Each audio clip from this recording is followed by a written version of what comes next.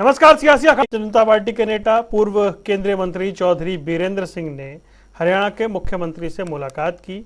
मुलाकात में गठबंधन पर बात हुई। इस मुलाकात के बाद जो बयान उन्होंने दिया अब वो चर्चा में रहने वाला है। एक बार फिर से गठबंधन को लेकर उन्होंने सवाल खड़े किए। क्या उचाना सीट पर फिर से तकरार बढ़ेगी? ये अलग चुनाव लड़ने की सलाह क्यों दी जा रही है? आखिर चौधरी बीरेंद्र सिंह के दिल में है क्या? वो चाहते क्या हैं? उस पर चर्चा करेंगे। पहले रिपोर्ट देखिए।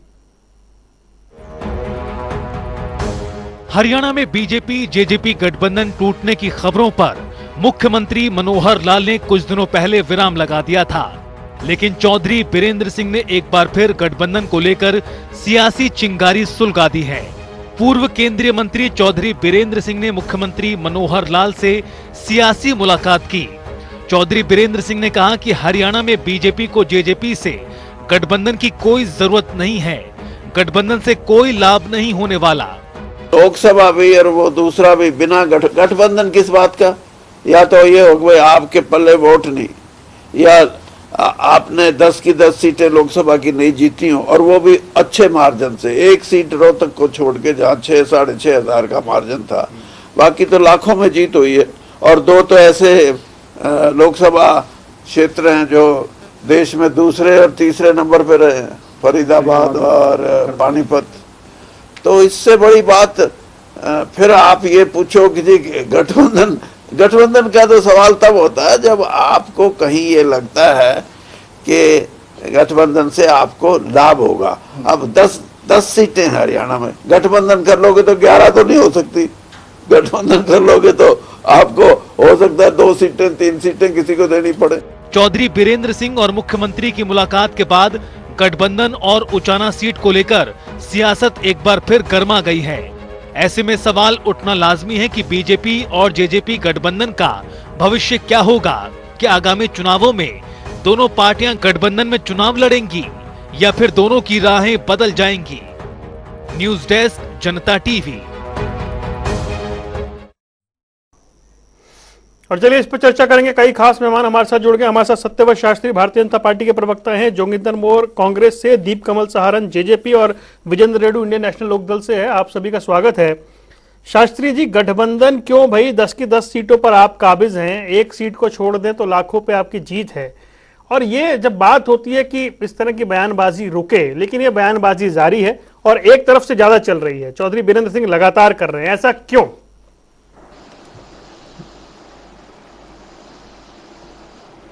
जी वरुण जी। जी सवाल दोहराऊं मैं?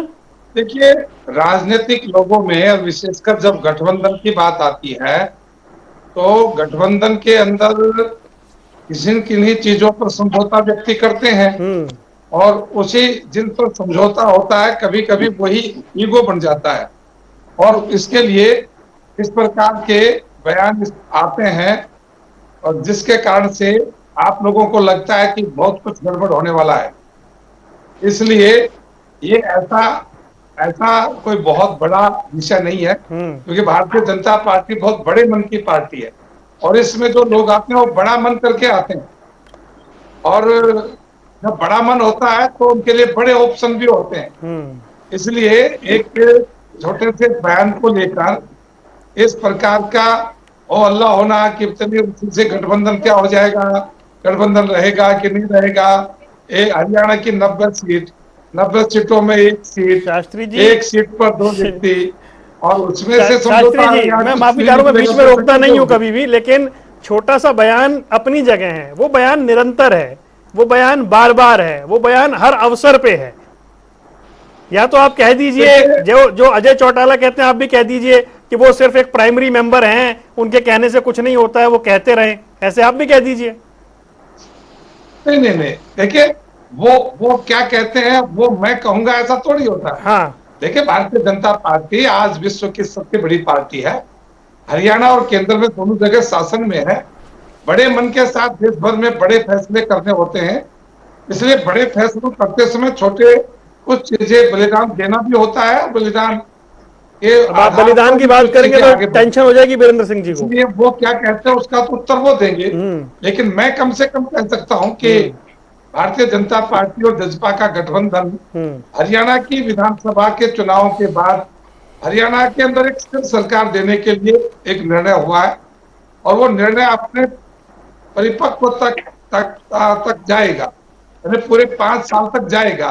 ये मैं विश्वास आपके माध्यम से दर्शकों को और साथ बैठे पैनलिस्ट को मैं दे सकता हूँ। ठीक है शास्त्री जी, मैं आऊंगा आपके पास। दीप कमल, देखिए आपके नेता तो साफ तौर पर कहते हैं कि भाई जो ये बयान दे रहे हैं वो प्राइमरी मेंबर के अलावा कुछ नहीं है, लेकिन सवाल ये है जो मैं पहले भी कह रहा था, एक तो बार बार बयान आ रहा है, और जब वो मुख्यमंत्री के पास जाके भी कह रहे हैं गठबंधन से नुकसान होगा, 2-3 सीटें देनी पड़ सकती हैं, अब तो साफ बता रहे हैं 2-3 सीटों में फिर हिसार भी आ सकती है, कुछ भी आ सकती है, तो उनकी चिंता अपनी जगह है जो दिख रही है, लेकिन बयान लगातार जारी है। क्या ये चिंता की बात है? देखिए वरुण जी, एक तो अभी क्योंकि आपने सीटों की संख्या की बात किया, और क्योंकि जब तक चुनाव घोषित नहीं होते हैं और दोनों दल बैठकर इस बारे में कोई फैसला नहीं करते हैं, तब तक मेरे ख्याल से बाकी सारी बातें सबके अलग अलग मनों में ही हैं, उसके बारे में कोई चर्चा तो सार्थक नहीं हो सकती। दूसरी बात, जहां तक आप वीरेंद्र सिंह जी के हाल के बयान पर मेरी प्रतिक्रिया चाह रहे हैं, और पहले सत्यव्रत शास्त्री जी से पूछ रहे थे, आपने उनको बल्कि टोक कर पूछा, ठीक उसी समय वो एग्जैक्टली वही कह रहे थे जो आप उनसे सुनना चाह रहे थे। जो डॉक्टर अजय सिंह चौटाला जी संगठन में चौधरी वीरेंद्र सिंह जी के दखल या उनकी राय का कितना असर होना चाहिए होगा, उसको जो अपनी भाषा में कह रहे थे, शास्त्री जी एग्जैक्टली वैसा ही कह रहे थे कि ये 90 सीटों का प्रदेश है, उसमें से 1 सीट और उस पर एक दावेदार, कितना एक लोकसभा भी जोड़ लीजिए ना उसमें। हाँ ठीक है, साथ में 10 लोकसभा सीटें, और लेकिन लोकसभा का तो उचाना का संदर्भ है ना सारा का सारा। तो वीरेंद्र सिंह जी का तो जो झगड़ा है वो उचाना पे है, हिसार की तरफ उनका ध्यान नहीं है। दीप कमल, अभी उन्होंने कभी सुना उनको कि हिसार लोकसभा के बारे में वो बात करते हो? नहीं, अभी जो उनका बयान था, उन्होंने बोला 10 की 10 लोकसभा सीटें हैं, एक को छोड़कर लाखों के मार्जिन से जीते हुए हैं, गठबंधन में 2-3 देनी पड़ेंगी, यानी अब लोकसभा का भी जिक्र हो गया ना। अब ठीक है, वो तो मैं वही कह रहा हूँ ना कि 2-3 देनी पड़ेंगी या कितनी देनी पड़ेंगी, वो तो मैंने कहा कि वो तो जब बैठेंगे संख्या के बारे में तो चर्चा तब होगी ना। उनका असली दर्द तो सारा का सारा उचाना को लेकर है। मैंने उनको कभी भी अपने जो उनके बेटे हैं ब्रजेंद्र सिंह, उनकी सीट या उनके बारे में या उनके कामकाज के बारे में बात करते नहीं सुना। वो सिर्फ उचाना तक ही अपनी बात रखते हैं। लेकिन फिर भी मैं इन सारी बातों के बीच में मैं ये देखता हूं कि गठबंधन कोई भी दल क्यों करता है। गठबंधन स्थितियां करवाती हैं, देश के या प्रदेश के लोग करवाते हैं, जैसे राजनीतिक हालात होते हैं उसके हिसाब से होता है। अगर भारतीय जनता पार्टी को या किसी भी दल को या जेजेपी को भी अगर ये लगेगा और पूरा आत्मविश्वास होगा और पूरी चीजें होंगी कि हम अकेले सरकार बनाने वाले हैं, मैंने तो आज तक कोई देश में देखा नहीं कि वो पूर्ण बहुमत ले ले और उसके बाद किसी को गठबंधन के लिए बुलाए पोस्ट पोल अलायंस के संदर्भ में। और पहले वाला जो विषय होता है, ये तो आत्मविश्वास आज के दिन इंडियन नेशनल लोकदल को भी है जिसकी एक सीट है, और आम आदमी पार्टी को भी है जिसकी एक भी नहीं है, कि वो सरकार बनाने जा रहे हैं। लेकिन एक दिन वोट डालते हैं हरियाणा में और एक ही दिन रिजल्ट आता है, उसके बाद 5 साल का इंतजार होता है। और वो कहावत होती है कि अब पछताए होत क्या जब चिड़िया चुग गई खेत। कोई भी वैसी गलती नहीं करना चाहेगा कि 5 साल के लिए फिर उसके बाद इंतजार करना पड़े या इसकी जिम्मेदारी लेनी पड़े कि क्या फैसला हुआ। मुझे लगता है कि बहुत सोच समझकर अगले 6 महीने में, 1 साल में दोनों दलों के नेता एक ऐसा निर्णय लेंगे जो दोनों दलों के कार्यकर्ताओं के हित में होगा।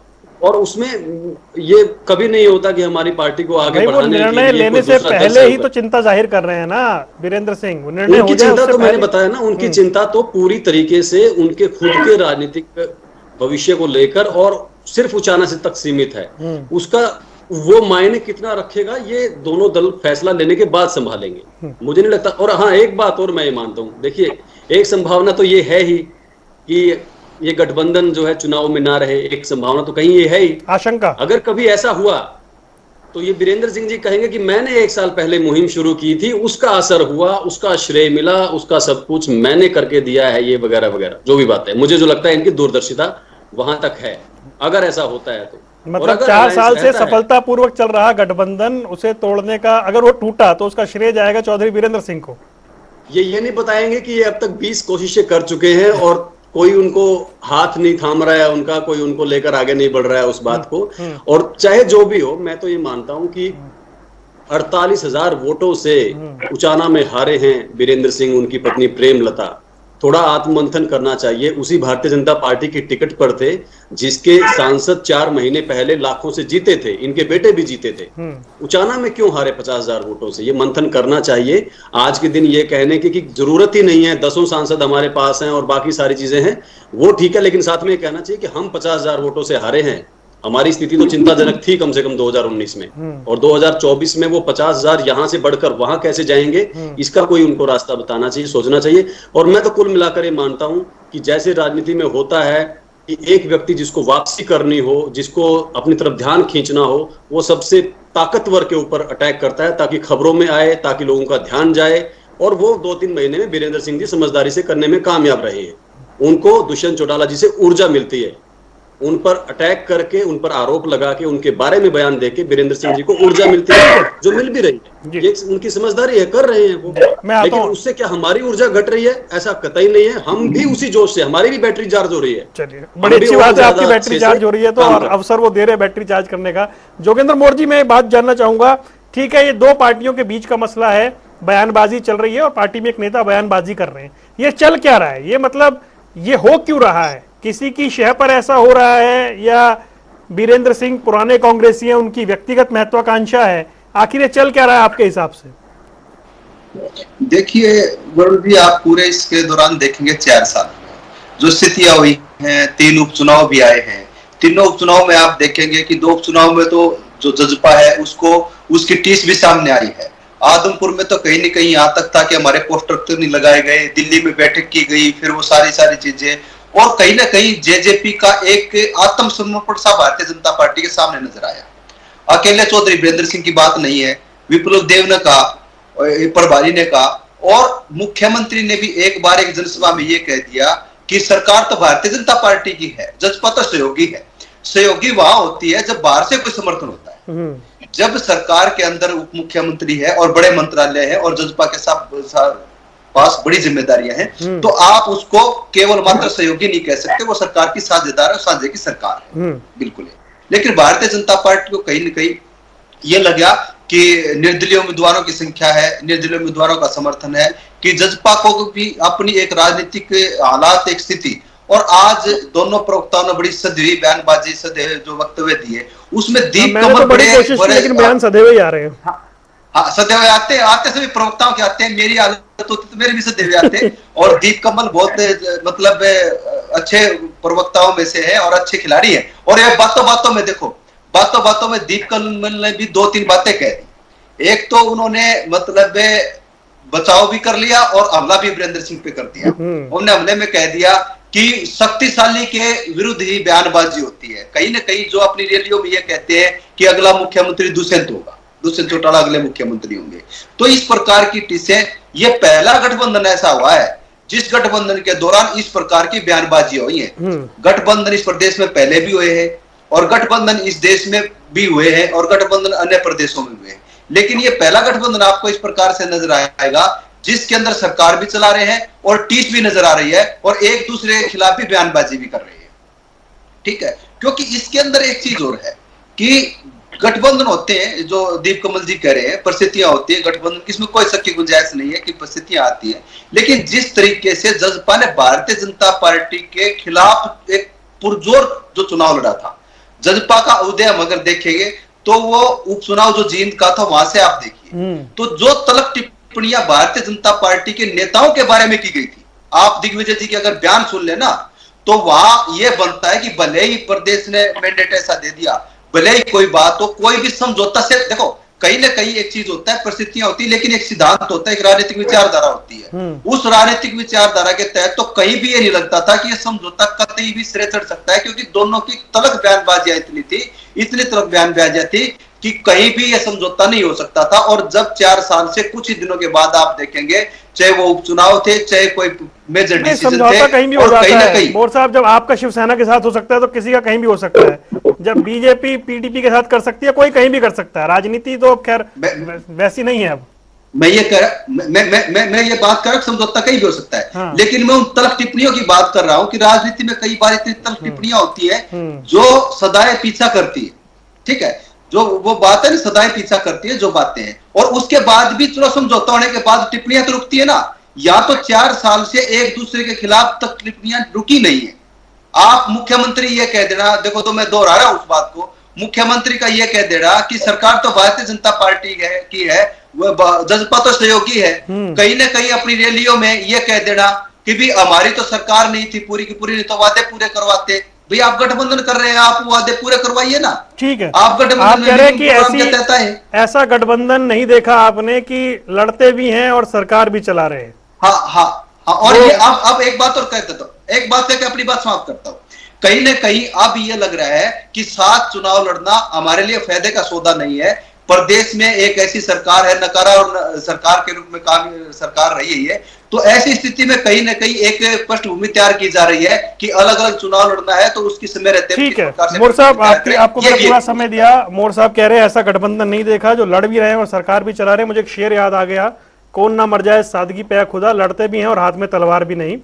विजेंद्र रेणु जी, मुझे एक बात बताइए, देखिए दीप कमल और सत्यव्रत शास्त्री दोनों कहने सिर्फ एक सीट की बात है, उचाना की, लेकिन जो उनका बयान है लोकसभा को लेकर, मुझे तो ऐसा लग रहा है कि अब उनको हिसार की भी चिंता है।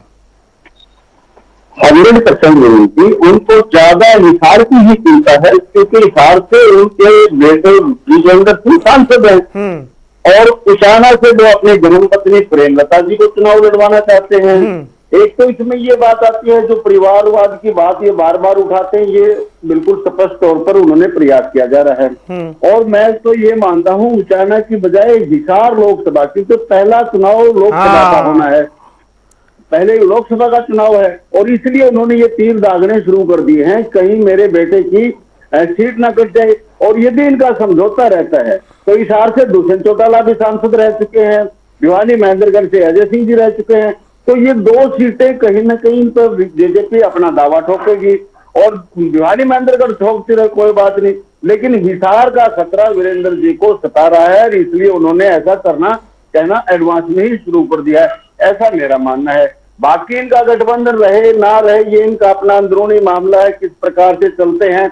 लेकिन एक बात साफ है वरुण जी, जिस प्रकार से अभी दीप कमल ने भी एक बात स्पष्ट कर दी कि भाई दोनों के मन में क्या चल रहा है कहा नहीं जा सकता। ये स्पष्ट तौर पर इन्होंने अभी यहाँ बात कही है, यानी कि बड़ी होशियारी से बात को इन्होंने घुमाने का प्रयास किया गया। अब दोनों के मन में क्या चल रहा है, थोड़ा उसके ऊपर मैं प्रकाश डालना चाहूंगा। दोनों के मन में ये चल रहा है, जिस प्रकार से भारतीय जनता पार्टी ने रैलियां शुरू की, केंद्रीय नेतृत्व को बुलाया गया और वो सारी की सारी रैलियां इनकी फ्लॉप रही। इन्होंने बड़ी मुश्किल उन नेताओं के सामने अपनी इज्जत बचाने का काम किया। कई जगह तो ये भी हुआ रैलियों में, जहां वर्करों ने खड़ा होकर के ये कहा कि ये नकली पन्ना प्रमुख है सर, ये असली पन्ना प्रमुख नहीं है, सिर्फ ढोंग किया जा रहा है, इन्हीं के कार्यकर्ताओं ने कहा। इसके अलावा जिस प्रकार से मुख्यमंत्री जी ने जनसंवाद शुरू किए थे, वहां जो हालात हुए, मुख्यमंत्री जी को ग्रामीणों ने वहां एक तरह से रोकने का, उनको जो है ना बाहर नहीं निकलने दिया गांव से, ऐसे हालात पैदा हुए। और किस प्रकार से पुलिस फोर्स के कंट्रोल में इन्होंने जनसंवाद कार्यक्रम किया और वहां जो जनभावना लोगों की निकल करके, ये सारे भयभीत हो गए। अब इनको ये महसूस हो गया है कि हमारी जमीन खिसक चुकी है, कहीं से 2%, कहीं से 4% की अगर मदद मिल जाए या मिलती हो तो वो नहीं छोड़ना चाहिए। अब दोनों ही पार्टियां डरी हुई है, समझौता रखे ना रखे, ये इनके मन में चल रहा है, दोनों के मन में ही ये चल रहा है। ये मन की बात थी कि क्या चल रहा है, क्योंकि इनको डर ये है कि भाई 2-4% तो एक दूसरे की मदद हो ही नहीं सकती है, लेकिन ये डर इनका बहुत खतरनाक है, ये सच्चा भी है। आप कह रहे हैं गठबंधन डर की वजह से टिका हुआ है, अभी तक डर की वजह से टिका हुआ, कि इसका नुकसान कितना होगा ये आंकलन नहीं कर पा रहे हैं। ये बड़ा इंटरेस्टिंग नुकसान तो दोनों को, ये बड़ी मजेदार बात हो चुका है, ये बहुत मजेदार बात की भी है। दीप कमल, ये सच्चाई है, बस एक सच्चाई है वरुण जी। इनके मन में ये बह कि तुम्हारे साथ क्या होगा और तुम्हारे साथ क्या होगा, ये सांप सुंदर वाला खेल इनके मन में चल रहा है कि पकड़े तो मर गए, छोड़ दे तो मर गए। इस वजह से ये टिका हुआ है, क्योंकि इंडियन नेशनल लोकदल पार्टी जिस प्रकार से अभय सिंह जी चौटाला पूरे हरियाणा प्रदेश के गांव-गांव में दीपक जी एक बार आवाज ठीक करवाना, डिस्टर्बेंस हो रहा है बहुत ज्यादा। उससे ये जो इनकी जमीन है वो खिसक चुकी है और इंडियन नेशनल लोकदल पार्टी दोबारा से 2024 में सत्ता बनाने जा रही है। दीप कमल कुछ कहना चाह रहे हैं जी, दीप कमल बोलिए, मैं शास्त्री जी के पास आ रहा हूं। इसको बस मैं एक ही लाइन में समेटना चाहूंगा, जो आप जैसे शेयर कर रहे थे, वैसे मुझे एक कहावत याद आ गई कि गंगा गए तो गंगा दास, जमुना गए तो जमुना दास। महीने भर पहले तक इनेलो के प्रवक्ताओं को लगता था कि बीजेपी को यह लगता है कि जेजेपी के साथ रहने से नुकसान हो रहा है, जेजेपी की वजह से हमारे वोट कटेंगे, ये कहते थे कि इसलिए गठबंधन तोड़ने वाले हैं। एक महीना पहले जब गठबंधन तोड़ने की बातें चल रही थी तब ये उसके बारे में तर्क देते थे कि इस वजह से गठबंधन तोड़ने वाले हैं। अब जब सारी कोशिशें विफल हो गई गठबंधन तोड़ने वालों की, अब कह रहे हैं कि अब एक दूसरे का सहारा है 2% का, 4% का, इस वजह से गठबंधन रखे हुए हैं। तो एक महीने पहले हमें एक दूसरे का नुकसान हो रहा था, एक दूसरे की वजह से हमारे वोट कट रहे थे, और आज हमारे वोट बढ़ रहे हैं। तो ये गंगा गए तो गंगा दास, जमुना गए तो जमुना दास। विपक्ष हमारे मन में क्या चल रहा है उसकी व्याख्या जरूर रेड्डू जी ने कर दी, लेकिन इनके मन में हर महीने अलग अलग चलता है, ये भी साथ में जाहिर कर दिया। विजेंद्र जी कुछ कह दीजिए जल्दी से, मैं शास्त्री जी के पास जा रहा हूं। ये आपके मन की सोच है, ये आपके मन की सोच है कि 2% 4% का सारा मिल जाएगा। आप मेरी पूरी बात नहीं समझ पाए, ये आपके मनों में चल रहा है, लेकिन झारखंड पर ऐसा नहीं है। मैं तो आपकी बातों का ही व्याख्या कर रहा हूं, अलग रहे जब टूटने को लगता है गठबंधन तब आप उसके पक्ष में बातें कहते हैं कि इस वजह से टूटने जा रहा है, और जब नहीं टूट रहा है तो आप कहते हैं इस वजह से नहीं टूट रहा है। आप हमारा मन पढ़ रहे हैं बहुत अच्छे से, ये आपकी अच्छी टेलीपैथी है, लेकिन मैं तो जो आप बयान दे रहे हैं, जो आप कह रहे हैं, बस उसी की व्याख्या कर रहा हूं कि एक महीने अलग, दूसरे महीने अलग। जी शास्त्री जी, आवाज मिल रही है आपको? नहीं, डिस्टर्बेंस है बहुत ज्यादा। अच्छा, मैं सबको, हाँ मैं कोशिश करता हूँ ठीक हो जाए। मैं आ रहा हूँ, मोर साहब आ रहा हूँ। शास्त्री जी, मेरा सवाल ये है, देखिए जो चौधरी बीरेंद्र सिंह है वो चिंता जाहिर कर सकते हैं क्योंकि पुराने राजनेता हैं। अब शाहनवाज हुसैन भागलपुर से 3 बार के सांसद, युवा सांसद, केंद्रीय मंत्री, और 2019 में क्या हुआ, जेडीयू से समझौते में उनकी टिकट, क्योंकि वो जो सीट थी वो जेडीयू के खाते में चली गई। अब हरियाणा में ऐसा कुछ हो गया तो फिर जो नए नए सांसद हैं, पहली बार के सांसद हैं, उनकी सीट जा सकती है भाई। इसलिए अब जो बीरेंद्र सिंह हैं वो बता रहे हैं कि गठबंधन मत कीजिए, 2-3 सीटों का समझौता करना पड़ जाएगा।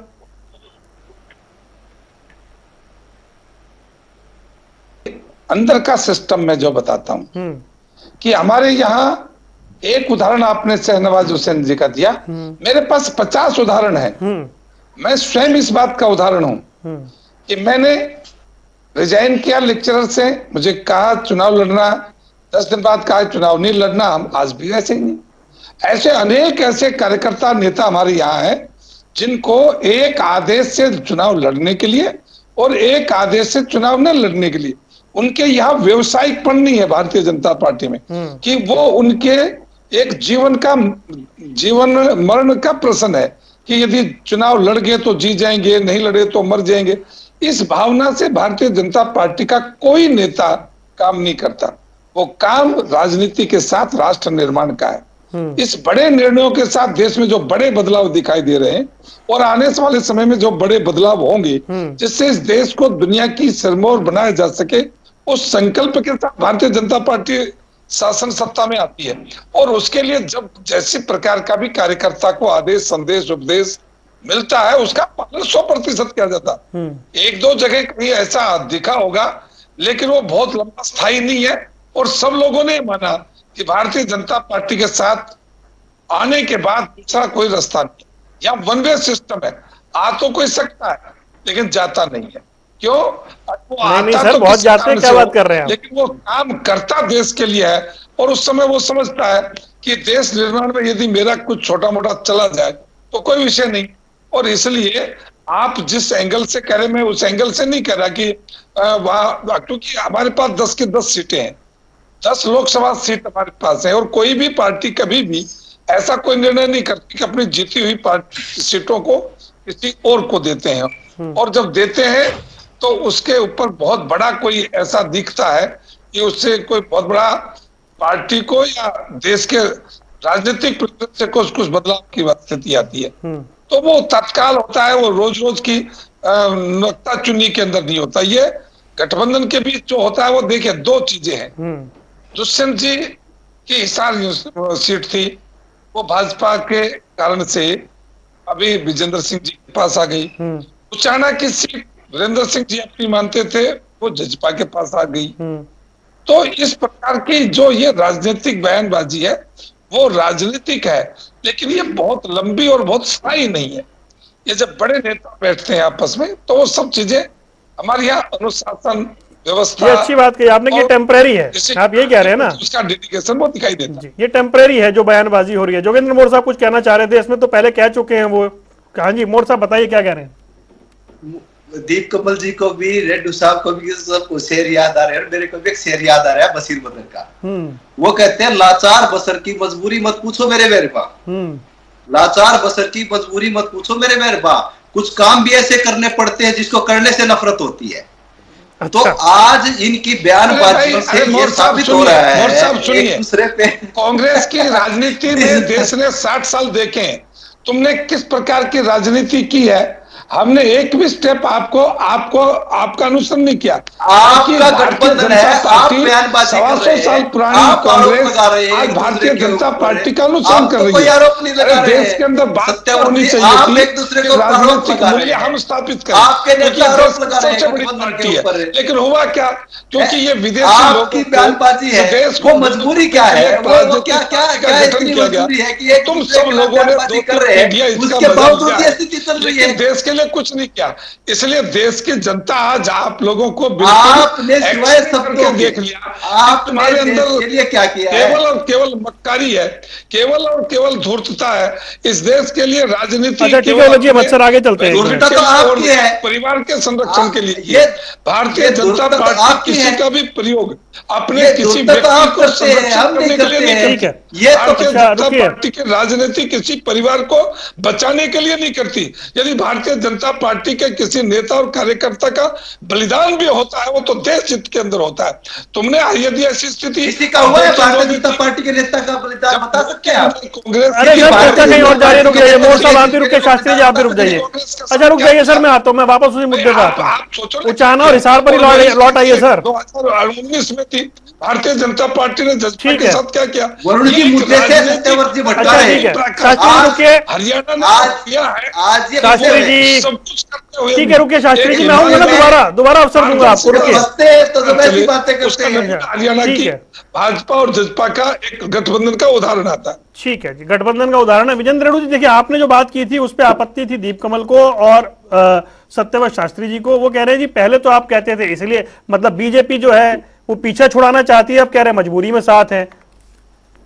आज भी पीछा छुटाना चाहती है बीजेपी, लेकिन कहीं ना कहीं जो इनको हालात ग्राउंड रिपोर्ट इनको मिल रही है ये गगन साफ और छछुंदर वाली बात होगी, इनको छोड़े भी नहीं बनता।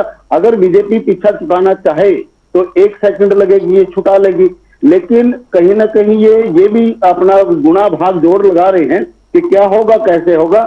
लेकिन शास्त्री जी ने तो गुणा भाग लगाने के बाद पीछा नहीं छुड़ाना चाहती, दो बातें होगी ना सर। ये आप कह रहे हैं बीजेपी पीछा छुड़ाना चाहती है, फिर बीजेपी गुणा भाग लगा रही है, गुणा भाग लगा रही है तो इसका मतलब बीजेपी पीछा नहीं छुड़ाना चाहती। देखिए पीछा छुटाने के लिए भी गुणा भाग लगाया जाता है। अच्छा, गुणा भाग में जो रिजल्ट आता है वो गुणा भाग अभी लग चुका है या नहीं लगा?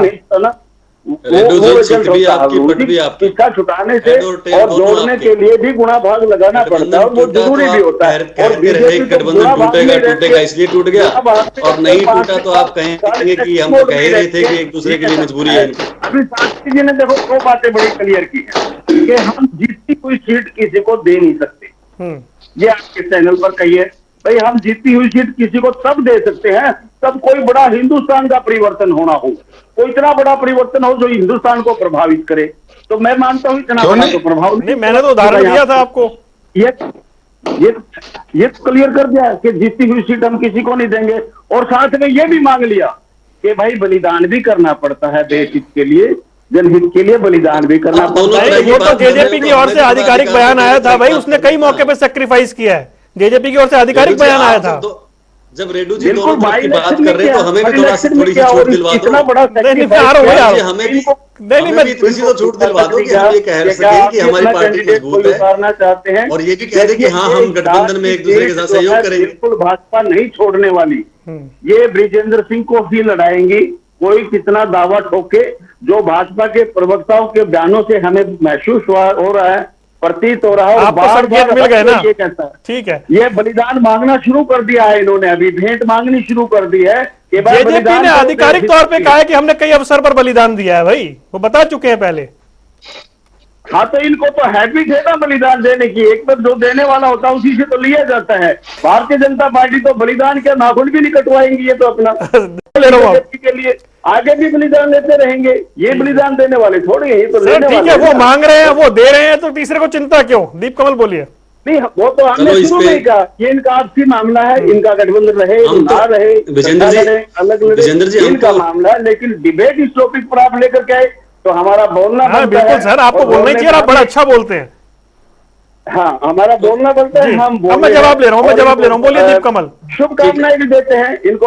हम तो एक और मैं आखिर में एक बात कहूंगा, हम इनके विवाद में आपने हमारे को बुलाया, हमारा कोई सुझाव इनको समझ में आ जाए, इनका झगड़ा सुलझ जाए तो अच्छी बात है, बहुत अच्छी बात है। मान लेंगे भाई, बहुत कोई अच्छी ऐसी बात। बात इनके समझ में अच्छा, आ ठीक है, जाए। अब मैं जवाब दे रहा हूँ। दीप कमल बोलिए। ठीक है। लेकिन धरातल चलिए, पर तो कुछ नहीं रहा, कम से कम झगड़ों को। रेणु जी की कुल बातों से कम पॉजिटिविटी ये है कि अब ये गठबंधन बनाए रखने के, हमारे बनाए रहने के पक्ष में है पूरी तरीके से। शुभकामनाएं भी दे रहे हैं। बहुत बहुत धन्यवाद रेणु जी। लेकिन जैसे बात सारे की सारी ये थी कि कौन बलिदान करे, क्या होगा। हमारी पार्टी तो विस्तार के दौर में है, नई पार्टी है, 4 साल हुए हैं। हमें तो बहुत जगह पर कॉम्प्रोमाइज पहले भी किया है, आगे भी करेंगे। जनता धीरे धीरे मजबूत करेगी तभी तो हम किसी बात की ताकत दिखा पाएंगे। तब तक तो हमें धीरे धीरे आगे बढ़ना है। हमें कोई नए लोग आते हैं, उनकी बात हमें माननी होती है पार्टी के अंदर।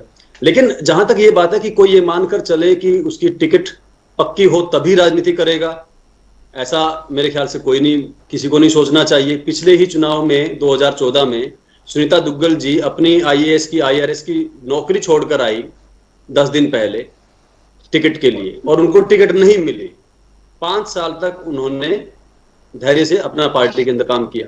2019 में उमेश अग्रवाल जी और पीयूष गोयल, अपना विपुल गोयल जी, उनकी टिकट कटी। राव नरवीर जी की मंत्री होते हुए टिकट कटी। क्या उनमें से किसी ने भारतीय जनता पार्टी छोड़ी? ऐसे और 20 उदाहरण दे देंगे आपको। उमेश अग्रवाल आम आदमी पार्टी में चले गए, दीप कमल। दूसरी जो, चलो कुछ लोग होंगे भी, लेकिन बहुत से लोग जो लंबी राजनीति करते हैं वो लोग उस हिसाब से मेरे ख्याल से मानते। पहली बात तो पार्टी टिकट दे, पार्टी घर ना बैठाए। और दूसरी बात, जनता की अदालत भी तो है। पार्टी टिकट दे जनता घर बैठा देगी, फिर क्या करेंगे? क्या फिर पार्टी छोड़कर चले जाएंगे या राजनीति छोड़कर चले जाएंगे? कितने सारे क्रिकेटर होते हैं कि तैयारी करते हैं, प्रैक्टिस करते हैं, ये खेलते हैं रणजी वणजी, सिलेक्शन में नहीं मिलती टिकट उनको, नहीं उनको पार्टी क्रिकेट टीम में जगह मिलती, क्या वो घर बैठ जाते हैं?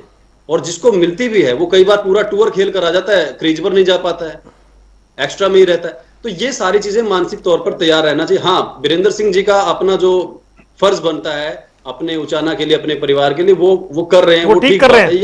ये कशमकश चलती ही रहेगी। लेकिन इस कशमकश में उचाना के लोग जिसको ताकत देंगे और पार्टियों को जो दिखेगा, वो आदमी आगे बढ़ेगा, वो आगे काम करेगा। दुष्यंत चौटाला जी डिप्टी CM होते हुए उचाना को जो सम्मान दे रहे हैं, जो वक्त दे रहे हैं, जो काम करवा रहे हैं वहां के, उसके बदबूते हमें विश्वास है कि उचाना से वो सारी जिंदगी कभी चुनाव नहीं हारेंगे। चलिए ठीक है, वो एक विषय है। मेरे पास समय बिल्कुल खत्म हो चुका है। मैं सिर्फ 30 सेकंड, जोगिंदर जी 30 सेकंड, शास्त्री जल्दी से लीजिएगा। मोर साहब पहले 30 सेकंड आपके। देखिए, आज डिबेट सारी की सारी इस बात पे है कि जो बयानबाजी हो रही है, बयानबाजी दोनों तरफ से हो रही है और बयानबाजी को कोई विराम नहीं लग रहा है। और कहीं ना कहीं है ना, ये जो सरकार की नाकामियां है उसको भी छुपाने का एक बहाना होता है कि इस प्रकार की डिबेटें खड़ी कर दो कि पूरा प्रदेश ऐसे काम में लगा रहे कि मतलब कहीं ना कहीं गठबंधन टूटेगा, रहेगा ना रहेगा, वीरेंद्र सिंह जी क्या कर रहे हैं, विप्लव देव क्या कर रहे हैं, मुख्यमंत्री क्या कर रहे हैं। तो कहीं ना कहीं ये नाकामियां छुपाने की भी एक कवायद हो सकती है। ठीक ठीक ठीक, शास्त्री 30 सेकंड लीजिए।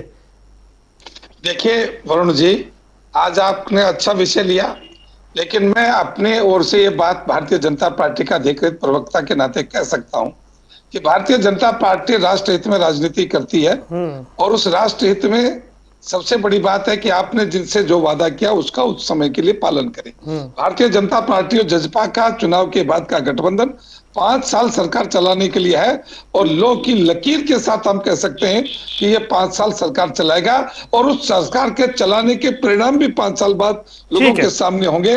तो इससे बेहतर कोई गठबंधन का उससे पहले की बयानबाजी है, शास्त्री जी ने बोला कि बलिदान होता रहता है। दीप कमल ने बताया कि हम तो आगे भी कॉम्प्रोमाइज के लिए तैयार रहेंगे। देखना है क्या कुछ निकलकर सामने आता है। सियासी अखाड़ा देख रहे थे आप। चारों मेहमानों का जुड़ने के लिए बहुत बहुत शुक्रिया। तो कुल मिलाकर हरियाणा की राजनीति में ये इस वक्त की बयानबाजी चल रही है। रुकने कुछ देर के लिए, खबरों का सिलसिला लगातार जारी है।